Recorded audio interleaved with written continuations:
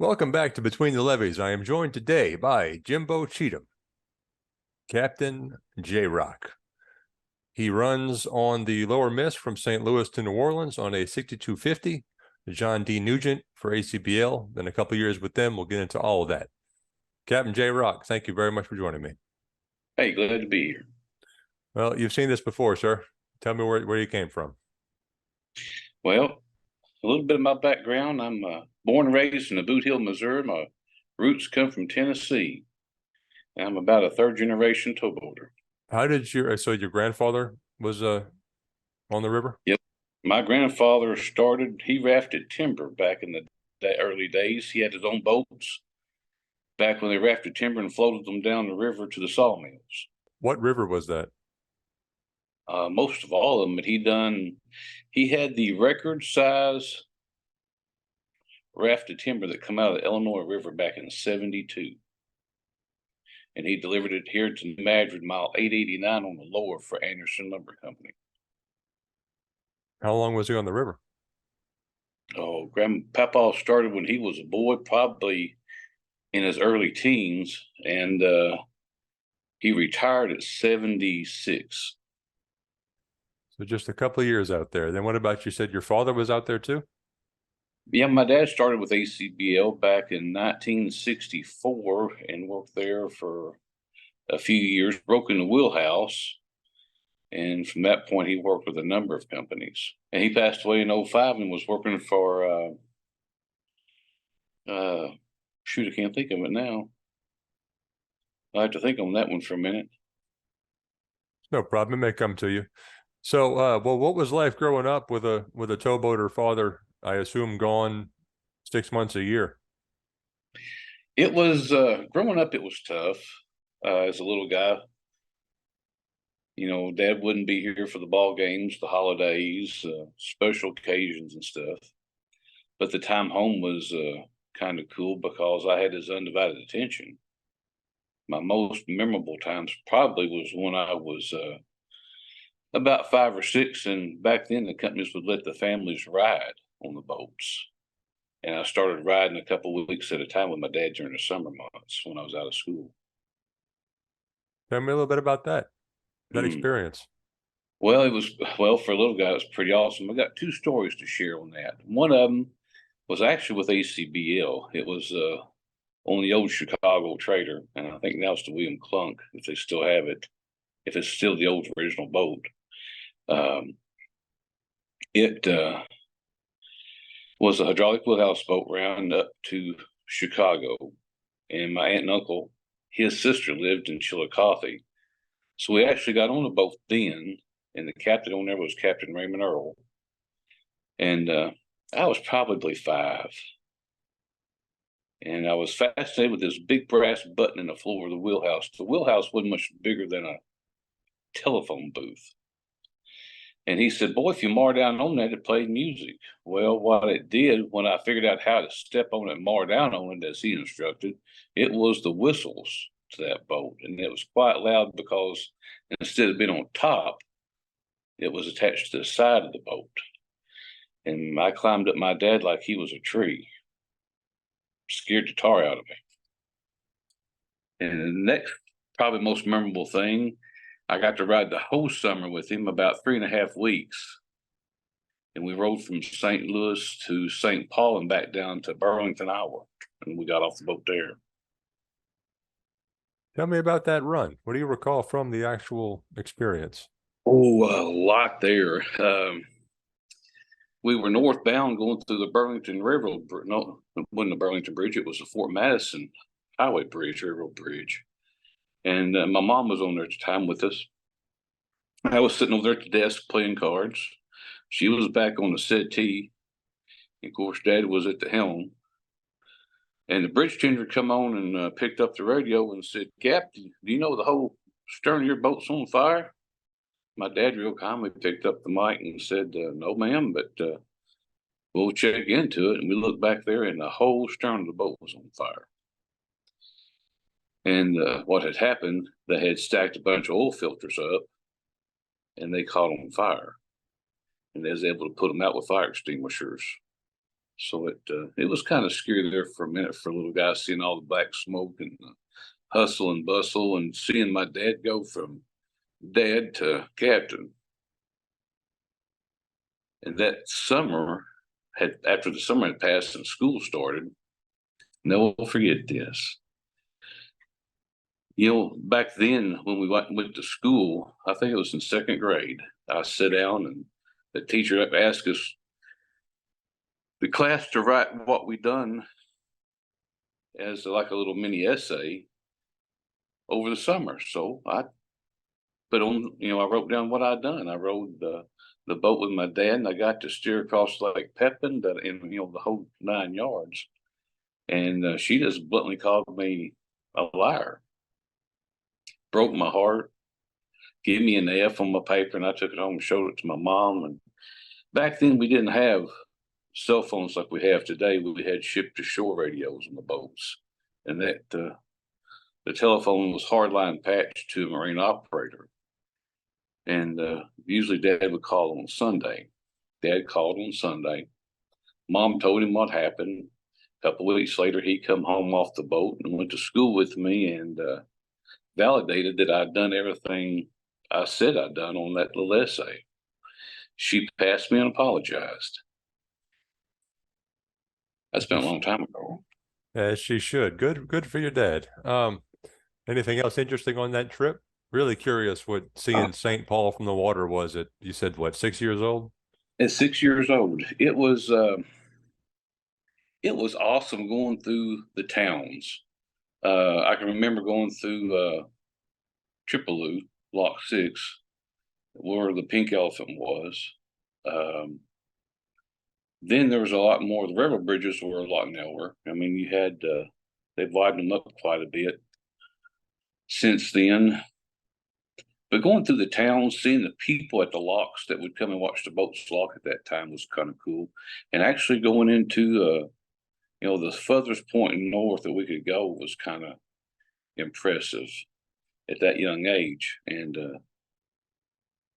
I actually got one of my dad's cousins worked up there then, and me and my dad and my mom got on one of the tugs with him and rode up to St. Anthony Falls, which now is closed to navigation. And that was kind of cool. I remember going up and seeing the waterfalls. Cooks back then were usually older ladies. We had one on that particular boat, Miss Jerry, and she woke the crew up with a dinner bell, a big brass bell on a handle. And at watch change, at breakfast, lunch, and supper, she would call the crew, and she'd walk up and down the halls ringing that big bell. And I remember that was my job. I'd get up, and Dad would get me dressed, and I would go meet Miss Jerry in the galley, and I'd get to walk through the halls ringing that big dinner bell.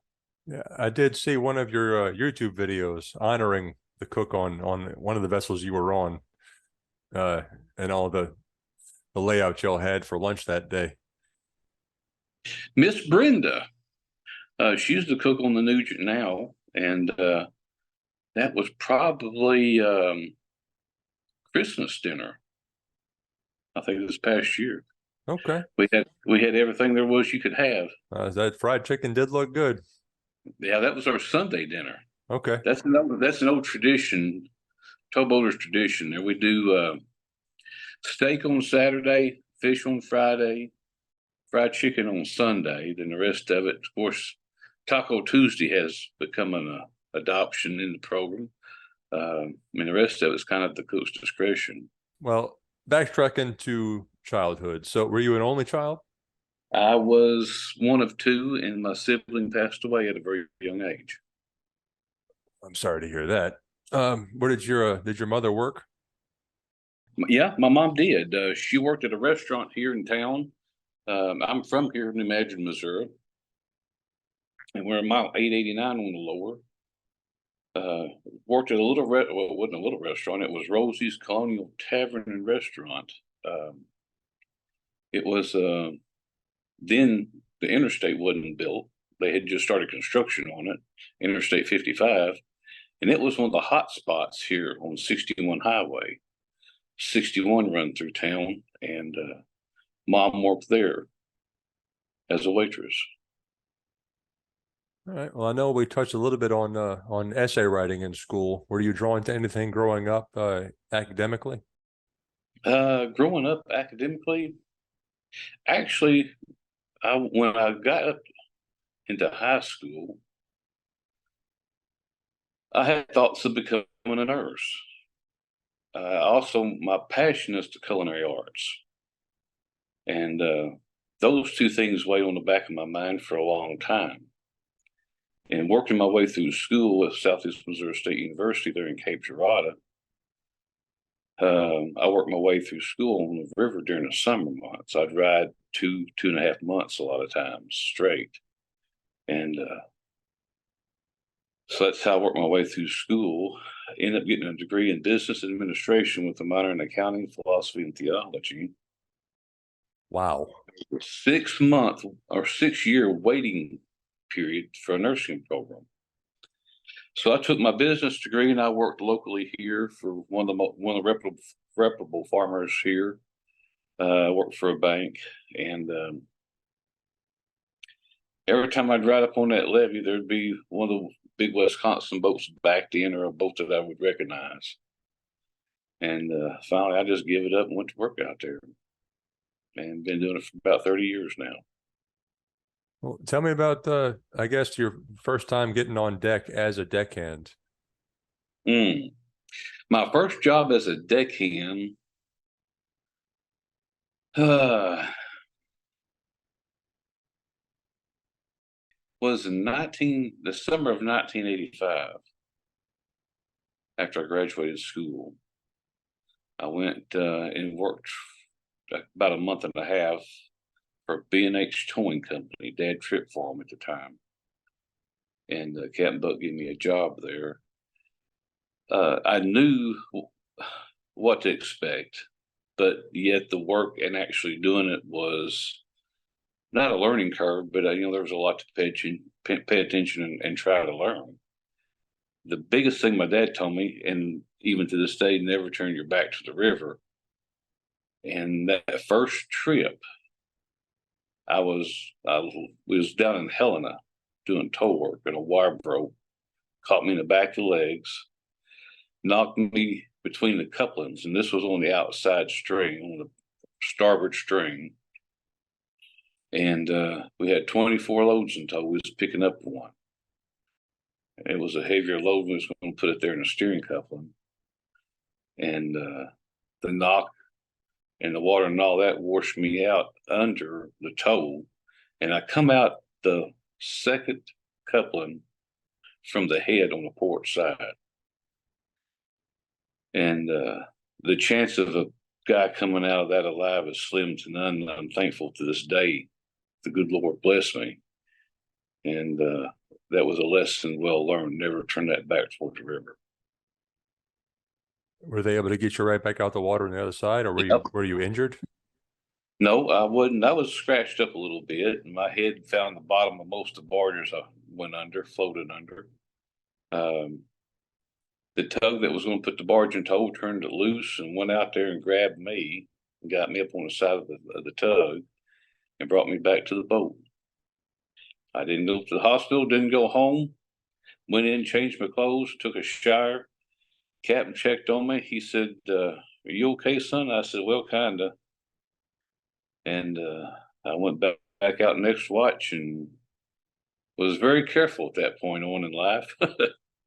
I'll never forget it. And I tell that to my crew to this day, because of the safety reasons of wearing a life jacket on fitted and proper will save your life. And that's what done it. That and the grace of God. Yeah, and you're still out there. I guess it knocked you silly going under that tow. Yeah, I was sore. I mean, I was beat up. My head and back scratched up, sides where I, got scraped up on driftwood and stuff. And yeah, that was an event. It was life-changing. Without a doubt. Hopefully nothing quite as eventful, but tell me about the rest of that first trip on deck. It's at home. You get out there and you're away from, like mom and dad the first time. And, like I said, we didn't have cell phones. There was a company called Watercom started, and it was very expensive. And it was, I don't know, $2 a minute back then, a couple dollars a minute. And that was a big chunk of money. Telephone calls wasn't a ever watch thing for us. It was like once a week. What kind of hitch were you working? We done 30 and 30 back then. Okay. All right. Yep. $35 a day. $35 a day back in 85, huh? Yep. And it's like I think an experience ends like $2 to $260 a day, depending on who you work for. Right. All right. Well, how did your career advance from there? Well, I lived here a few times, started my own businesses here around town, right here at home, and I don't know, it was just always a drawback. I mean, it was a security blanket for me. I could go out there and pay my bills and have insurance. And here where I live, we only had like three different types of industry. He either worked in aluminum foundry, a power plant, or farm. And I like the freedom of working on the river. I like my days off, and I like the paychecks back then. I guess that's why I stuck to it. I mean, because I've always liked the outdoors and doing stuff, and I like my days off. Well, tell me about your journey to the Wheelhouse. That was a trip in itself. Uh, I had steered quite a bit on my own. Got my license when I was very young, and I had done fleet boats, little excursion boats, ferry boats. Ran the Hickman Doreen area here for a while.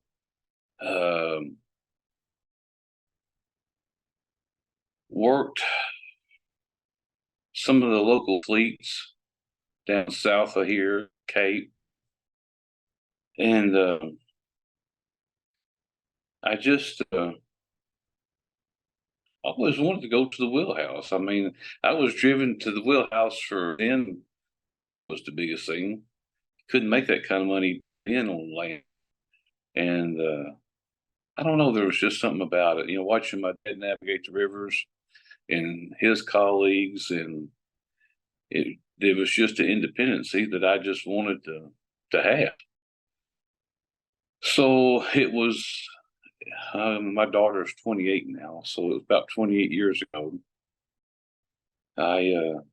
My dad called. The company he was working for at the time said that they needed a couple pilots. I don't know if I wanted to put the pencil down and get serious, and I said, "Yep, I think it's time." So I went to the Wheelhouse, and that's what I've done for the last 28 years. Well, give me some highlights of your career up at the sticks. Ooh, the highlights. Let me think here. I think one of the biggest highlights in my career has been able to pass my knowledge and skill set over to another one.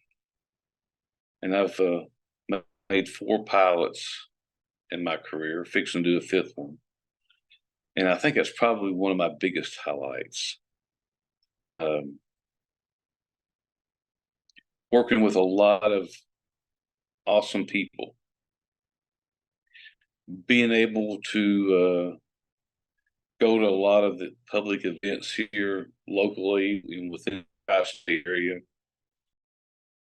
and give presentations on the river, what we do, the type of business that we do, and how the vital importance that it is to our nation.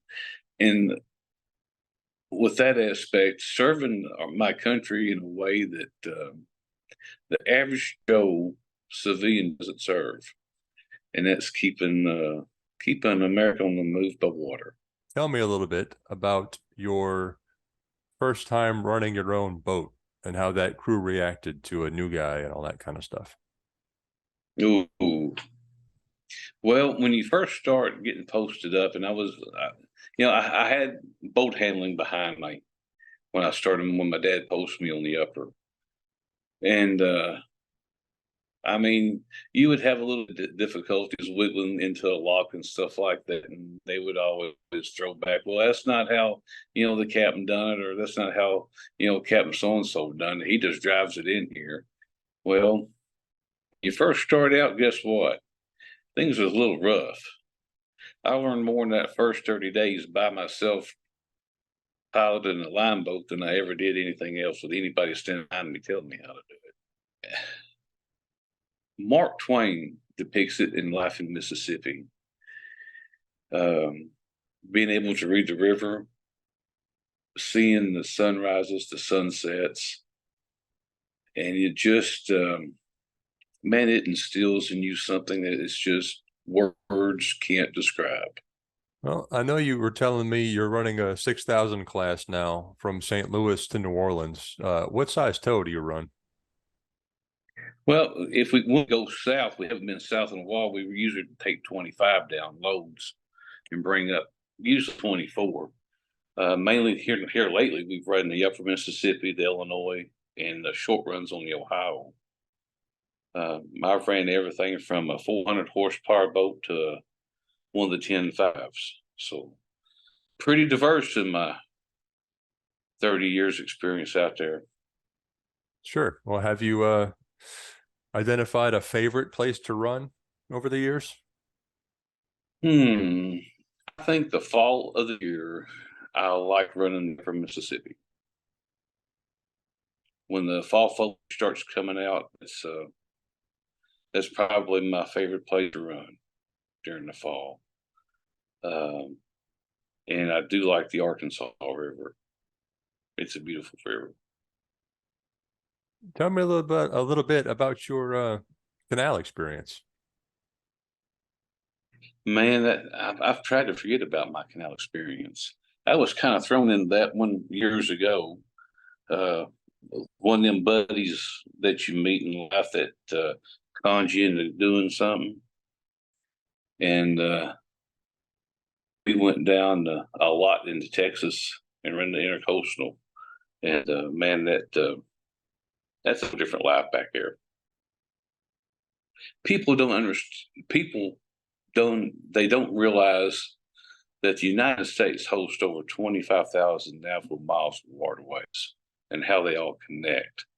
And the intercoastal canal plays such a vital part to our nation's transportation. It's unreal.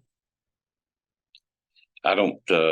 I'm not. I'm not the guy for it. Why not? Too quiet? It's just, man. Some of the places you can get lost in, and I have. I just, I guess I got too used to running. You know, I started on locking rivers and started doing work in the lower miss, and I don't know, the smaller boats, the traffic sometimes is unreal. Start going into the pass out toward out down in Texas, um, and even some of the little canals there around in New Orleans. Man, people didn't realize how much to move. What you drive over and look down, it might be a ditch to your eyes. It's a navigable waterway. It takes a special person to do that. Before we jump into different topics, is there anything else you want to share about your career? Any other highlights or interesting tidbits that shoreside folks and civilians may not even consider? A lot of people will go out and they'll drive by a levee system and look out on the river. They'll drive over a bridge and they'll look down, and they and I did, even being raised in it, how glamorous it would be to work out there. It's the hardest thing is being away from your family and being away from home for 30 days. It's amazing how much you miss and give up. But it's an industry that if you have a half an inkling think that you want to try it, right now is an opportune time to do it. The river and water transportation industry in the United States is wide open and we need people. And no matter if you're young or old, if you think that you want to do it, I suggest you need to go out and try it, because it's an experience you'll never forget. Thank you for that. Are you married? I happily divorced for 27 years.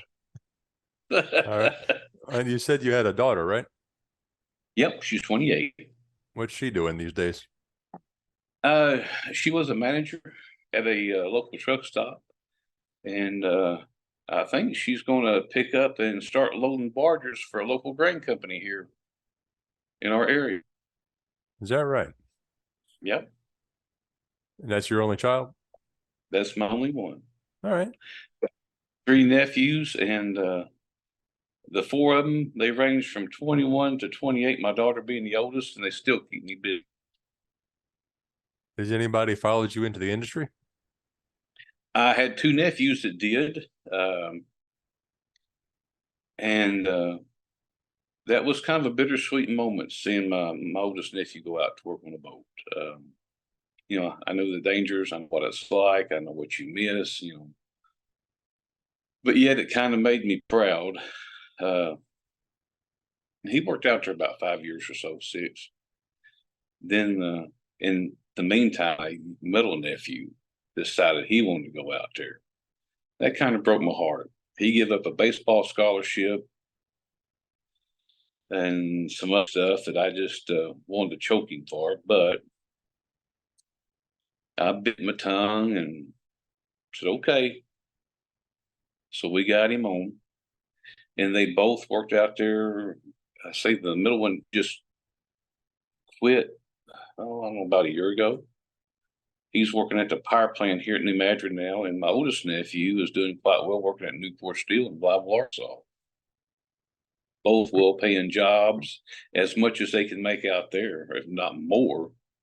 Even in my position with my oldest nephew, they're doing great. So I'm glad they found good-paying jobs on land. Certainly, yeah. Good for them. Well, tell me what you think about this Maritime Throwdown program and Mr. Kenny Brown, where y'all met and how that relationship developed. I'm going to tell you something. I think it's fabulous what he's doing. It's outstanding. He's doing a hell of a good job with that. He's promoting a dying art. When I first found him on TikTok, and I support him 110%.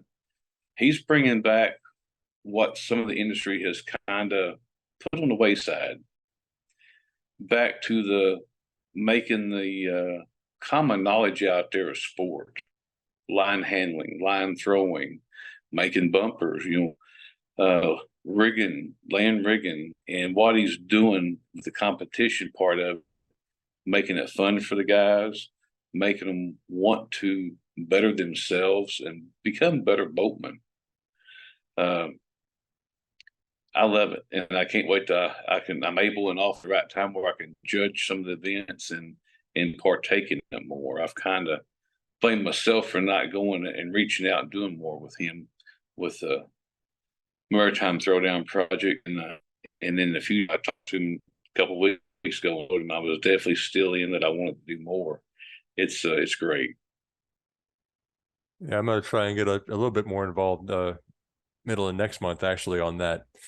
But finally, I know you said you've watched the show a few times. What do you think about this little project? I love it. You're getting information out there that most people have no idea what's going on. Well, that was the idea. People don't understand how the waterways work, the operations, nor the people or the industry involved in it. And a couple of times I watched your shows, I'm thinking, wow. In fact, you're the one that's got me intrigued doing podcasting, by the way. The information that you put out, the people that you interview, it puts a lot of positive feed throughout the entire waterways. And when I say that, I mean, if it's everything from flood control to manning the towboats and stuff like we're talking about now, what's it like being a captain or a pilot out there. You're bringing back to something that people second guess. And you're getting to the brass tacks with it, and I greatly appreciate that. Well, that's why I'm doing it. I'm glad it's as well received as it has been. It's certainly grown larger than I expected 6 months ago. Well, so tell me, what do you want to podcast? So tell me about your YouTube channel, your social media presence.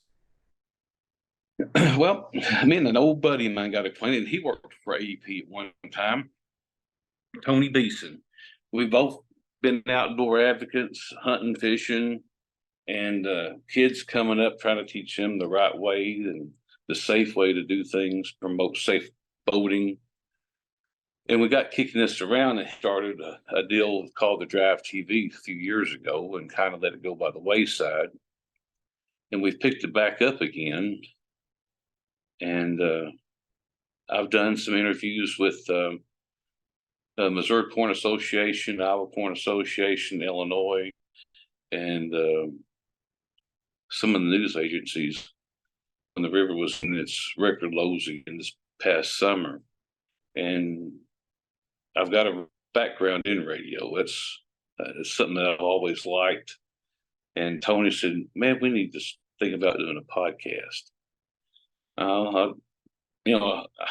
When and where and how will you find time to do it?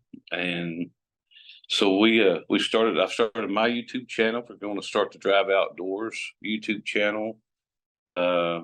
TikTok has been a big fun thing for us to do. I like getting on TikTok and showing, the followers what we do out there on the river and talking about these stuff. So it's going to be everything from towboats to hunting turkeys to chasing ducks in the cold and ice. We're not going to have no set thing. We're just going to kind of go out there and do a general show. I realize I missed a question. Where did this Jrock nickname come from? Well, that's a good. I got coups to tell you on this one real quick. Jrock my middle nephew was in my lap one day, and we was logging on. I think I was trying to set up a Regions bank account. He looked at me and he said, Jrock. I don't know how Jrock come up. He used to say, you rock, dude. And Jimbo was what everybody used to call me. So he come up with Jrock. So I had it as a secondary name on one of my accounts. Then he started calling me that, then everybody else did. And that's been about 23 years ago. And how I got involved with TikTok and social media as much as I have. Well, I had a little cousin, Theron, was laying on the couch laughing about something. And I asked him, I said, what are you doing over there, Theron? What are you looking at? He said, TikTok. I said, okay, what's TikTok? He said, TikTok. I said, no, I'm asking. He said, I don't know. What do you mean, Uncle Jrock? I said, come here. And he come over there and he showed me what TikTok was, and he bet me. He said, here, I'll start you an account. He took my phone, got it set up. He said, you won't get 1,000 followers. He said, well, you like to cook, and there's a lot of old people in there that cooks. You'll get some followers. I said, little buddy, I'll get 5,000 followers. I didn't even know what a follower was at the time. So I take it out there and I start talking about the river, and I end up with what following I have today. I think it's about 53,000. And he still can't believe I've done it. I can't either. People like boats. That's how I got on TikTok. Well, Captain Jrock, that just about does it for my questions, man. I do appreciate your time this afternoon. All righty, man. I enjoyed it. Thanks. Maybe we can do it again. Possibly, maybe a live stream on your channel or something. That'd be great. We'll figure it out. Thanks a lot, man. Hey, thank you. Talk to you soon.